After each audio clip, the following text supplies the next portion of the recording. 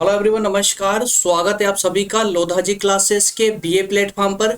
BA third year में दोस्तों political science राजनीति विज्ञान में हम भारत की विदेश नीति वाले सब्जेक्ट पर डिस्कशन कर रहे थे। इस डिस्कशन के अंतर्गत दोस्तों हमारे 6 लेक्चर अभी कंप्लीट हो चुके हैं, जिसमें लास्ट लेक्चर में हमने भारत और पाकिस्तान के विवादों पर डिस्कस किया था। अब दोस्तों हमारा ये 7वां लेक्चर होने जा रहा है, जिसमें हम बात करेंगे भारत पाकिस्तान युद्ध के बाद में जो शिमला समझौता हुआ था, वो शिमला समझौते के प्रमुख प्रावधानों पर हम डिस्कस करेंगे। तो चलिए दोस्तों बढ़ते हैं, सेशन शुरू करते हैं अपना आज का। ये सब प्लेलिस्ट वगैरह और ये जो भी नए स्टूडेंट है वो यहाँ से व्हाट्सअप नंबर वगैरह ले सकते हैं हमारे, और टेलीग्राम पर ग्रुप है लोधा जी क्लासेस नाम से, उसे ज्वाइन कर लें अगर आपको नोट्स वगैरह चाहिए तो। वैसे तो इस सभी की नोट्स, प्रत्येक लेक्चर की नोट उसकी डिस्क्रिप्शन में ही लिंक डाल दी गई है, लेकिन वहां पर डिस्क्रिप्शन में सिर्फ सिंगल जैसे कि जो अभी 7वें नंबर का लेक्चर आप पढ़ रहे हैं, तो सिर्फ 7वें नंबर लेक्चर की ही पीडीएफ नोट्स की लिंक मिल पाएगी आपको। लेकिन अगर आपको कंप्लीट नोट्स चाहिए पूरी एक ही स्थान पर, एक ही जगह, तो उसके लिए आपको टेलीग्राम ग्रुप ज्वाइन करना होगा। वहीं पर आपको सभी जैसे first year, second year, third year सभी की कंप्लीट पीडीएफ की नोट्स की लिंक आपको टेलीग्राम चैनल पर अवेलेबल करा दी गई, तो वहां से आप ले सकते हैं। ठीक है दोस्तों, जैसा आप सभी को पता ही है कि हम भारत और पाकिस्तान वाला अर्थात के यूनिट सेकेंड में फर्स्ट टॉपिक को ही कंप्लीट कर रहे हैं। अभी भारत और पाकिस्तान के अंतर्गत ये सब विवाद जो कंसेप्ट जितने बाकी हुए हैं, इसके अलावा ये आज हमारा भारत और पाकिस्तान अर्थात की फर्स्ट यूनिट में सेकेंड यूनिट में माफ कीजिएगा, फर्स्ट टॉपिक जो है ये आज इसका लास्ट लेक्चर है। ठीक है, तो इसके बाद में दोस्तों हम सेकेंड टॉपिक इसका स्टार्ट करेंगे। चलिए स्टार्ट करते हैं आज का लेक्चर दोस्तों। उससे पहले हम देख लेते हैं कि आज के पूरे टॉपिक का सारांश क्या है। यही सारांश है और यही हमारे आंसर राइटिंग में उत्तर का, यही हमारा जो है पूरी व्याख्या का फर्स्ट पेज यही होता है। जब भी आप एग्जाम में आंसर राइटिंग करते हैं तो वहां पर 2-3 पार्ट में आपको आंसर लिखना होता है, जिसमें दोस्तों सबसे पहला पॉइंट हमारा व्याख्या का होता है। वही सारांश और वही व्याख्या दोस्तों, ये फर्स्ट स्लाइड ही है, यहां से आप अपनी व्याख्या कंप्लीट कर सकते हैं अपने इस उत्तर की, अर्थात भारत पाकिस्तान युद्ध और शिमला समझौता। तो आज हम यहाँ बात करेंगे शिमला समझौते पर। चलिए आइए दोस्तों, 2 मिनट लगेंगे, पहले आप इस स्लाइड को पढ़ लें, उसके बाद में इसका व्यवहारिक पक्ष समझते हुए आगे चलते हैं। 1971 के भारत पाक युद्ध में भारत विजय हुआ। ठीक है, 1971 में भारत और पाकिस्तान के मध्य में जो युद्ध हुआ था उसमें भारत विजय हुआ। युद्ध में हार के कारण पाकिस्तान के जो राष्ट्रपति थे उस समय यामा खान, इनको त्यागपत्र देना पड़ा और उनके स्थान पर भुट्टो को राष्ट्रपति बनाया गया। भुट्टो राष्ट्रपति बने। इस पद पर राष्ट्रपति कोई भी तभी बना रह सकता था जबकि इस युद्ध में 1 लाख से अधिक पाकिस्तान के सैनिक बंदी बना लिए गए थे भारत के द्वारा, और साथ ही साथ में पाकिस्तान के द्वारा कुछ भूमि अर्थात पश्चिम पाकिस्तान की जो कुछ भूमि थी जिस पर भारत अधिकार कर चुका था।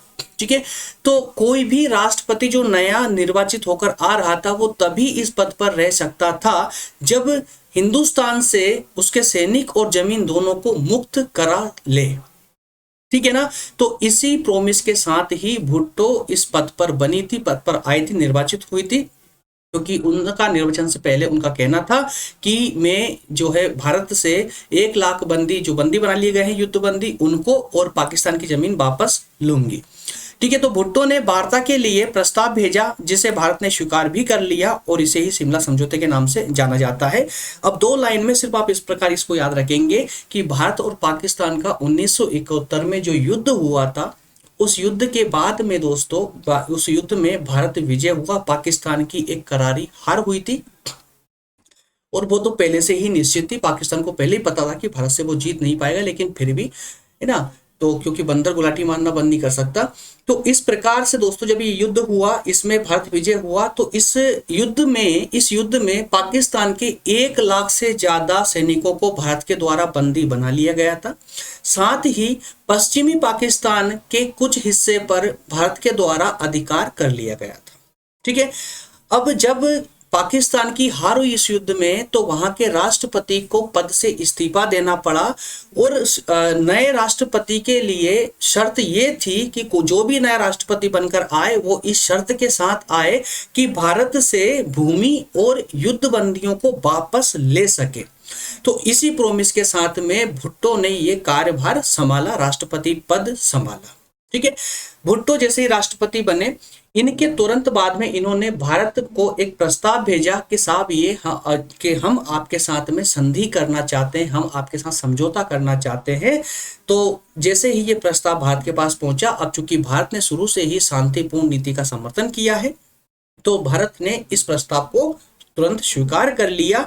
और स्वीकार करने के बाद में जब दोनों की बैठक हुई, जब समझौता हुआ, तो उसी समझौते को यहाँ पर शिमला समझौते के नाम से जाना जाता है। क्लियर है? यही आपकी व्याख्या है दोस्तों। ठीक है ना? तो प्रथम पेज में, प्रथम व्याख्या के रूप में, प्रस्तावना के रूप में, परिचय के रूप में जो आप लिखते हैं फर्स्ट पेज में, वो इसी व्याख्या को लिखना होता है। ये आपकी कंप्लीट व्याख्या हो जाती है। ठीक है, अब इस पूरे शिमला समझौते को हम 3 पॉइंटों के माध्यम से समझेंगे, 3 स्तर पर इसको समझने का प्रयास करेंगे। पहला स्तर होगा हमारा मुख्य प्रावधान का, कि इस पूरे शिमला समझौते का सबसे मुख्य प्रावधान क्या क्या थे, पहली कंडीशन। दूसरी कि शिमला समझौते का हम मूल्यांकन करेंगे, क्या ये शिमला समझौता किसकी ओर झुका हुआ है, किसका जो है किसके पक्ष में हुआ है या किसके पक्ष में था, या क्या इसके विशेष प्रावधान निकले, क्या क्या इसका मूल्यांकन हो, तो इसका कंप्लीट मूल्यांकन करेंगे। इसके लास्ट में दोस्तों हम बात करेंगे कि शिमला समझौता क्या भारत के लिए सफल रहा है, शिमला समझौता क्या भारत के पक्ष में रहा या पाकिस्तान के पक्ष में रहा, भारत की सफलता, भारत की विदेश नीति की सफलता रही है या नहीं रही है, क्या है क्या नहीं, इन तीनों पॉइंटों के माध्यम से हम समझने का प्रयास करेंगे। तो चलिए प्रवेश करते हैं अपने अंदर सेशन में और इन तीनों पॉइंटों को एक एक करके समझने का प्रयास करते हैं। तो समझौते के मुख्य प्रावधान 5 प्रमुख प्रावधान रहे हैं इस पूरे समझौते के। इस 5 प्रावधान के अंतर्गत ये दोस्तों शॉर्ट में आप देख लीजिए यहाँ पर, बाकी हम इसको डिटेल करने वाले अंदर चल के, कि संघर्ष की समाप्ति, क्या संघर्ष की समाप्ति पहला है। दूसरा है मित्रतापूर्ण संबंधों को प्रोत्साहन, संघर्ष की समाप्ति हुई इस समझौते के साथ ही। इस समझौते के द्वारा मित्रतापूर्ण संबंधों को प्रोत्साहन मिला दोनों देशों के बीच में। तीसरा रहा सामान्य संबंधों की स्थापना हुई और परस्पर वार्ता और सेनाओं की वापसी। तो इन 5 पॉइंटों को दोस्तों 1 बाय 1 करके हम समझने का प्रयास करते हैं। चलिए, तो सबसे पहला मुख्यतः हमारा संघर्ष की समाप्ति। तो भारत और पाकिस्तान की सरकारों ने एक दूसरे के विरुद्ध जो संघर्ष चल रहा था उसको खत्म करने का निर्णय लिया। इस समझौते के तहत दोनों संयुक्त राष्ट्र चार्टर के उद्देश्य और सिद्धांतों के अनुसार अपने संबंधों को बनाएंगे और विवादों का समाधान द्विपक्षीय वार्ता के द्वारा शांतिपूर्ण तरीके से करेंगे। तो ये बात इस समझौते के अंतर्गत हुई। किसमें? शिमला समझौते के अंतर्गत सबसे पहला कार्य हुआ वो संघर्ष की समाप्ति को लेकर के कदम उठाए गए। और वो कदम किस प्रकार के थे? दोनों ने बैठकर डिसाइड किया, दोनों भारत और पाकिस्तान दोनों ने और डिसाइड ये हुआ कि जो हमारे बीच संघर्ष चल रहा है इसको हम समाप्त करने का निर्णय लेते हैं। और साथ ही साथ में अब जो हमारी पॉलिसी होगी, जो हमारी विदेश नीति होगी, उसमें हम यूएन संयुक्त राष्ट्र संघ का जो नियमों का एक जो चार्टर है, पूरा जो नियम बनाए गए हैं पूरे विश्व के लिए, उनका हम पालन करते हुए अपनी विदेश नीति का संचालन करेंगे और एक दूसरे के साथ में मधुर संबंध बनाने का प्रयास करेंगे। ये दोनों के द्वारा इस संधि पर हस्ताक्षर किया गया। ठीक है, तो पहला हमारा प्रावधान था वो ये है। नेक्स्ट की अगर हम बात करें दोस्तों, नेक्स्ट है मित्रतापूर्ण संबंधों को प्रोत्साहन। तो दोनों देशों के द्वारा इस समझौते पर हस्ताक्षर किया गया, या कहें कि इस बात का आश्वासन एक दूसरे देश को दिया गया कि दोनों देश अब एक दूसरे के विरुद्ध जो प्रचार प्रसार हो रहा था उसको रोकेंगे। नफरत की भावना फैलने से अब दोनों देशों के द्वारा इस बात को रोका जाएगा और इसी के तहत ही हम जो है हमारे नए संबंधों का विकास करेंगे। ठीक है। नेक्स्ट पॉइंट है दोस्तों, नेक्स्ट पॉइंट है हमारा सामान्य संबंधों की स्थापना। तो सामान्य संबंधों की स्थापना के लिए दोनों देशों में संचार साधनों के संपर्क बनाए जाएंगे और एक दूसरे के नागरिकों को यात्रा सुविधाएं देने का प्रयास करेंगे। आर्थिक, व्यापारिक, सांस्कृतिक संपर्कों को प्रोत्साहन दिया जाएगा। तो इस प्रकार से सामान्य संबंधों की स्थापना करने का प्रयास दोनों देशों के माध्यम से किया गया कि जो यात्री होते हैं दोस्तों, जो यात्री है एक दूसरे देश में जो यात्रा करते हैं उनको सुविधा दी जाएगी। सुविधा के साथ ही साथ में जो आर्थिक, व्यापारिक और सांस्कृतिक जो भी हमारे बीच में लेन देन होती है, जो भी हमारे ये आर्थिक, व्यापारिक और सांस्कृतिक संबंध है, इनको दृढ़ करते हुए इसे प्रोत्साहित किया जाएगा ताकि अधिकतम हो सके। और जितना ये तीनों क्षेत्र में, आर्थिक, व्यापारिक, सांस्कृतिक क्षेत्र में जितना अधिक हमारे अच्छे संबंध होंगे उतने ही हमारे राजनीतिक संबंध भी दृढ़ होते चले जाएंगे। ठीक है।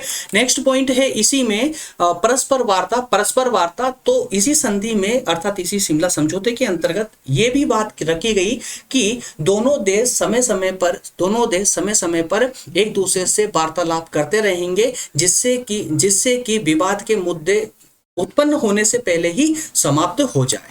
ठीक है। नेक्स्ट पॉइंट है दोस्तों सेनाओं की वापसी।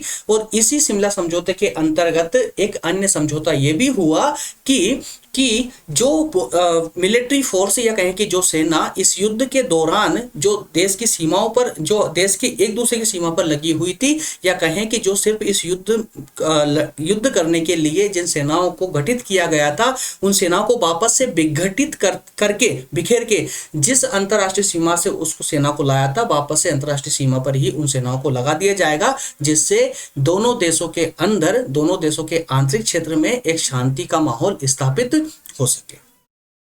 क्लियर है। चलिए दोस्तों, तो इस प्रकार से पांचों पॉइंट अर्थात कि हमने मुख्य प्रावधानों पर डिस्कशन किया।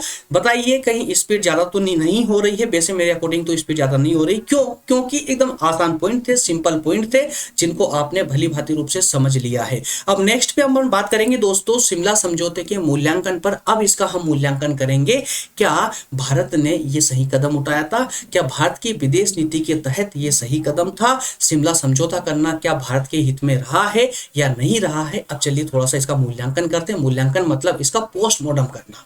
ठीक है ना। अब इसमें थोड़ा सा आप ध्यान देंगे, थोड़ा सा अपने विचार भी इसके अंदर रख सकते हैं। ठीक है। चलिए तो 4 पॉइंटों के माध्यम से इसको भी हम कंप्लीट करेंगे। सबसे पहले कि भूमि जो वापस की है भारत ने इस शिमला समझौते के तहत पाकिस्तान के जिस भूमि पर हमने कब्जा किया था, जिस भूमि को एक्चुअली कब्जा नहीं किया था भाई, युद्ध किया है, जीता है उस क्षेत्र को हमने, है ना। तो जो भूमि वापस की है हमने, इतनी आसानी से नहीं करना चाहिए था जितनी आसानी से भारत ने कर दी है। तो चलिए अंदर करके चल के समझेंगे इसको। नेक्स्ट पॉइंट था इसमें पीओके मतलब क्या है? बहुत सारे स्टूडेंट को पता है, कई सारे स्टूडेंट को पता नहीं है, तो वो जो जान ले। पीओके मतलब कि कश्मीर का वो क्षेत्र जिस पर आज भी पाकिस्तान का अधिकार है, उसको हम बोलते हैं पीओके, जो है पाकिस्तान ऑक्यूपाइड कश्मीर। इसका फुल फॉर्म है पीओके का, पाकिस्तान ऑक्यूपाइड कश्मीर, पाक अधिकृत कश्मीर।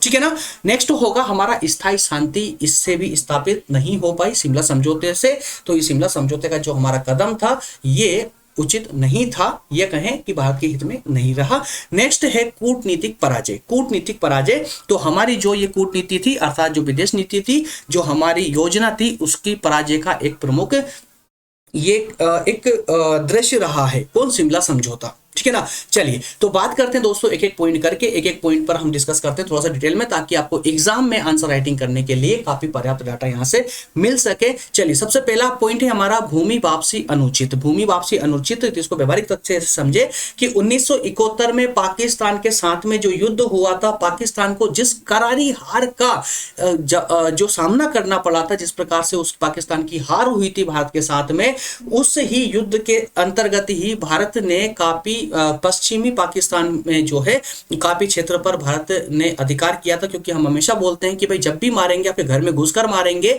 और वही हमने किया था, उनके अंदर घुसकर के हमने उनको मारा था। उसकी पाकिस्तान की सीमा पर तो हमने काफी सारी सीमा पर हमने अधिकार किया ही किया, साथ ही साथ में उसके कम से कम 1 लाख से भी अधिक सैनिकों को हमने बंदी भी बना लिया था।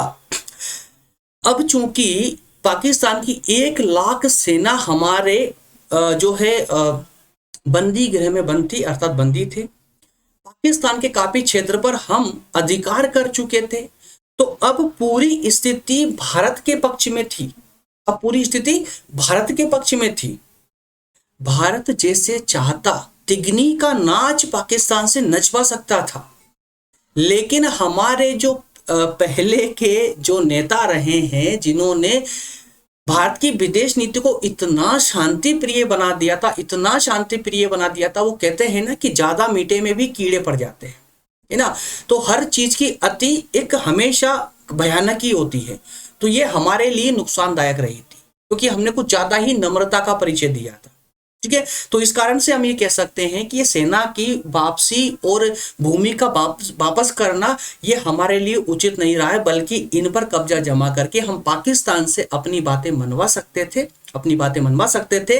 पीओके पर अर्थात कश्मीर पर पाकिस्तान ने जो उस समय कब्जा किया था दोस्तों, उस कब्जे को हम उस पर भी कश्मीर पर बात कर सकते थे, उस कब्जे को हम वापस ले सकते थे। कई सारे कदम उस समय उठाए जा सकते थे, लेकिन हमने इस सुनहरे मौके को ऐसे ही जाने दिया। यही कारण था, इसी कारण से कह सकते हैं कि शिमला समझौता जो रहा वो उचित नहीं रहा भारत के लिए। ठीक है ना। चलिए अब थोड़ा सा स्लाइड को पढ़ेंगे आप लोग। युद्ध में पाकिस्तान की पराजय हुई थी। पश्चिमी क्षेत्र में भारत ने पाकिस्तान की लगभग 6000 वर्ग मील भूमि पर अधिकार कर लिया था। 6000 वर्ग मील कम नहीं होती है दोस्तों, अरे है कितना सा यार, उच्च स्वदेश से थोड़ा सा है ना, उसमें भी 6000 वर्ग मील भूमि पर भारत ने अधिकार कर लिया। भारत शिमला समझौते में जम्मू और कश्मीर की भूमि को छोड़कर, अब देखिए यहाँ की दुविधा, भारत की विदेश नीतियों की दुविधा, या कहें कि भारत की विदेश नीति अरे किससे बनती है यार, वो नेताओं से बनती है। अब नेता लोग तो बस पूछ ही मत, कुछ भी पता नहीं क्या करते हैं क्या। तो इनकी गलती, कुछ नेताओं की ऐसी गलती थी पुराने समय की नेताओं की, जिन गलतियों को हमें आज भी भुगतना पड़ रहा है, आज भी हमें उस मार्ग से बाधित होना पड़ रहा है जिस पे हम स्वतंत्रता पूर्वक चल सकते थे। या कहें कि हम ये मान लीजिए एक तरह से ये हालात है हमारे आज ये हालात हो चुके हैं कि ये भाई यह हाथ मेरा है, ये हाथ मेरा, आपका तो नहीं, मेरा ही है ना। तो इस हाथ को भी आज मैं मेरा नहीं कह पा रहा हूं। ये हालात बना दिए हमारे कुछ पुराने नेताओं ने। ठीक है, तो कुछ कारण हाँ हो सकती है, समय के अनुसार कुछ परिस्थितियां हो सकती है, लेकिन इतना नम्र होना भी उचित नहीं है। इतना भी मत झुकिए यार कि कोई आपके सर पर पैर रख के ऊपर बढ़ जाए, इतनी भी मत झुकिए, है ना। तो यही कारण रहा हुआ है। तो देखिए यहाँ पर पाकिस्तान की 6000 मील वर्ग भूमि पर अधिकार कर लिया था भारत ने, और भारत शिमला समझौते में भारत ने जम्मू कश्मीर पर बात ही नहीं की। सोचिए, जम्मू कश्मीर का इतना बड़ा पुराना विवाद था 1947 के समय का, 1948 के समय का, उस विवाद पर भारत ने बात ही नहीं की, जबकि पूरा शिमला समझौता भारत के पक्ष में था, सारी परिस्थितियां भारत के पक्ष में थी। जैसा भारत बोलता पाकिस्तान को झक मरा के मानना ही पड़ता, लेकिन फिर भी भारत ने जम्मू कश्मीर के बारे में बात ही नहीं की, है ना। और समस्त क्षेत्र, जितना क्षेत्र था पाकिस्तान से जीता था, पूरा पाकिस्तान को लौटा दिया। डॉक्टर ओम नागपाल साहब ने कहा भी था कि युद्ध में भारी बलिदान दे करके, मैं अपने शब्दों में बोलता हूँ, नागपाल साहब ने कहा था कि युद्ध में कोई नेता संसद में बैठने वाला कोई बलिदान नहीं देता है, युद्ध में बलिदान देती है सेना। और जब उस बलिदानों के बाद में जो सेना प्राप्त करती है, उस चीज को आप एक टेबल पर बैठ करके आसानी से, एसी के अंदर टेबल पर बैठ करके उस चीज को वापस लौटा देते हो।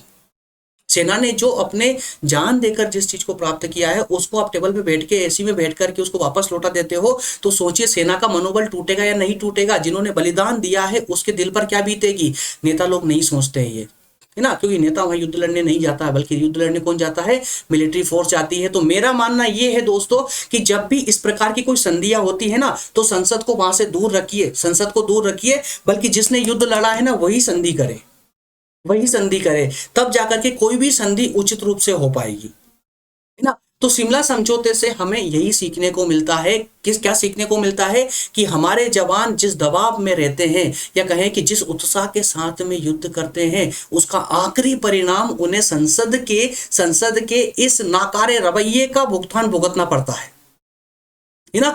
तो इस प्रकार से हम कह सकते हैं कि भारत के द्वारा जो भूमि वापस की गई थी, हमारी संसद के द्वारा जो भूमि वापस की गई थी, वो कहीं ना कहीं हमारे जवानों के मनोबल के लिए घातक सिद्ध हुई है ठीक है, चलिए नेक्स्ट पॉइंट पर मूव करेंगे। बोलने को तो बहुत कुछ है, कितना कितना बोलेंगे, है ना, लेकिन आगे पढ़ना भी जरूरी है, नहीं तो आगे एक पॉइंट छूट जाएंगे।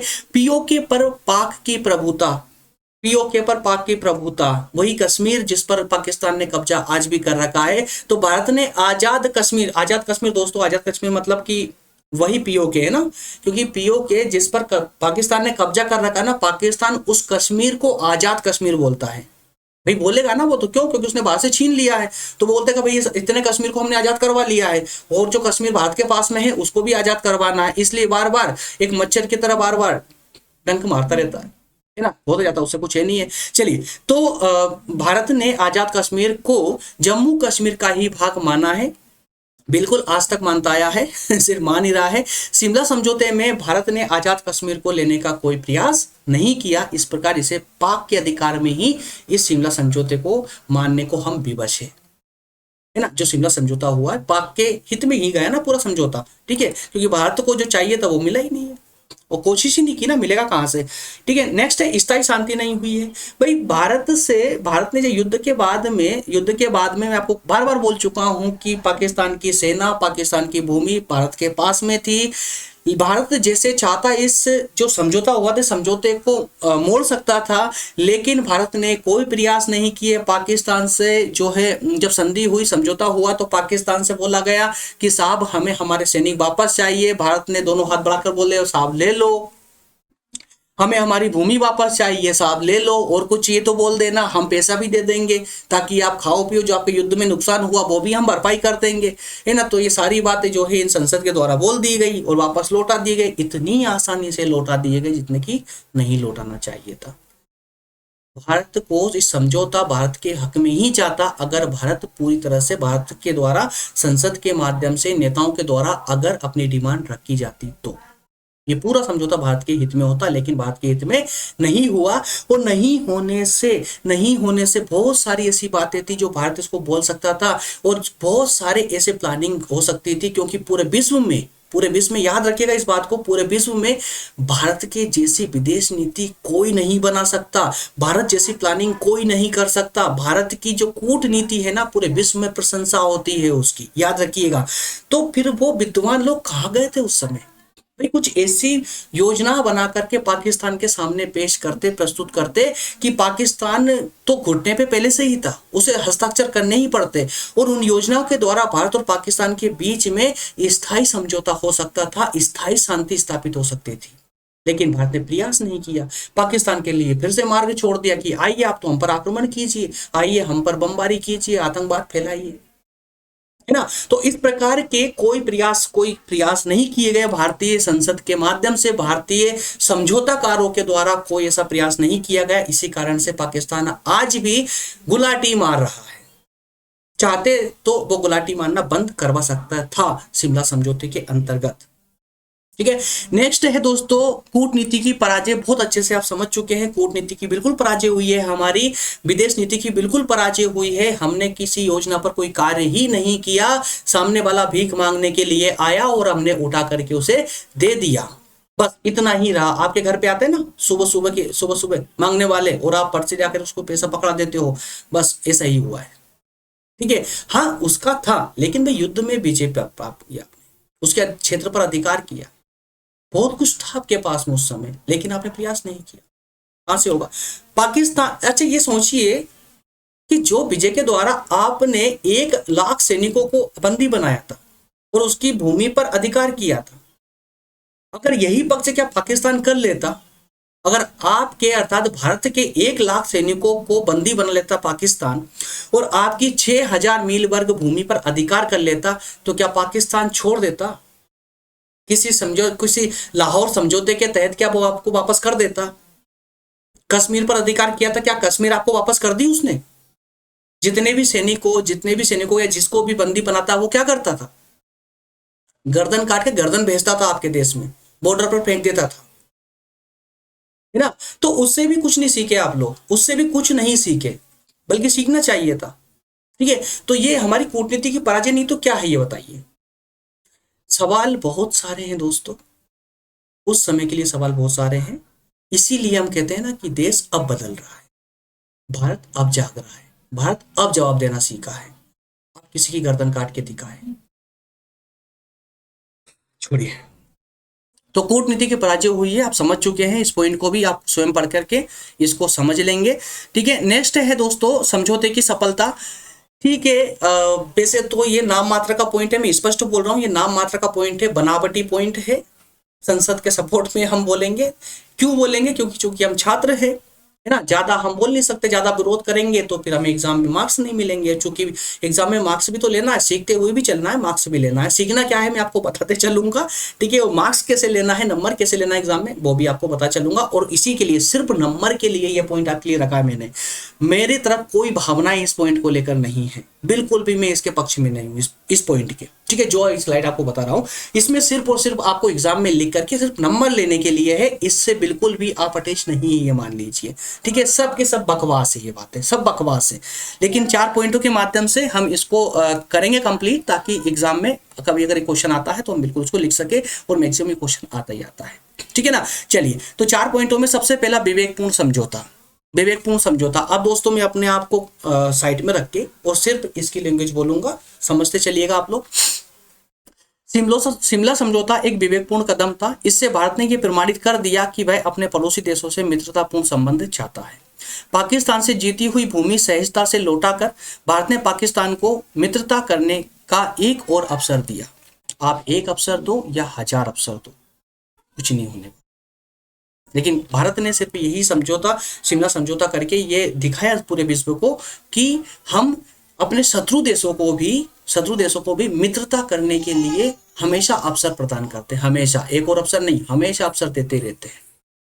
आप चाहे मुंबई में आके ताज होटल पे हमला करें, आप चाहे दिल्ली में आकर के संसद को तोड़े, आप कुछ भी करें, जवानों की गर्दनें काटें, कितनी जवानों को मार दे, कहीं पर भी बम ब्लास्ट करें, हमें कोई फर्क नहीं पड़ेगा, हम बस आपको अवसर देते जाएंगे।